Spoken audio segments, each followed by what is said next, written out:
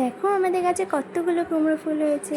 So hello বন্ধুরা, আমি বৈশাখী। আমরা সকলে কেমন আছেন? মাম্মার যত্ন এবং ভালোবাসি কুমড়ো গাছগুলো খুব সুন্দর হয়েছে। আর তার সঙ্গে কুমড়ো ফুল যদি ফোটে সেটা একটা অপূর্ব দেখতে লাগে।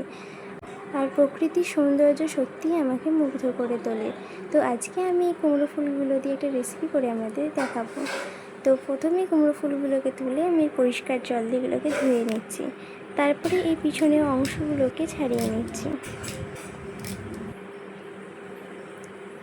এরপরে আমাদের লাগবে একটা পেঁয়াজ, যেগুলোকে কুচি কুচি করে কাটতে হবে, আর তার সঙ্গে আদা রসুন বাটা। এবার একটা পাত্রের মধ্যে কুমড়ো ফুলগুলোকে নিয়ে হাত দিয়ে ভালো করে চটকাতে হবে। এর মধ্যে তারপরে দিয়ে দিতে হবে 2টো ডিম। এবার লাগবে আমাদের 2 চামচ বেসন, হলুদ গুঁড়ো, লঙ্কা গুঁড়ো, নুন, জিরে গুঁড়ো, আদা রসুন বাটা, পেঁয়াজ কুচি, লঙ্কা কুচি দিয়ে ভালো করে মাখিয়ে নিতে হবে। তেল গরম হয়ে আসলে একটা একটা করে তেলের মধ্যে ছেড়ে দিতে হবে। দেখুন কত সুন্দর লাল হয়ে ভাজা হয়েছে। এবার তেলের মধ্যে দিয়ে দেবো শুকনো লঙ্কা, তেজপাতা এবং জিরে দিয়ে ভালো করে নেড়ে দিয়ে দেবো পেঁয়াজ কুচি এবং 2টো কাঁচা লঙ্কা।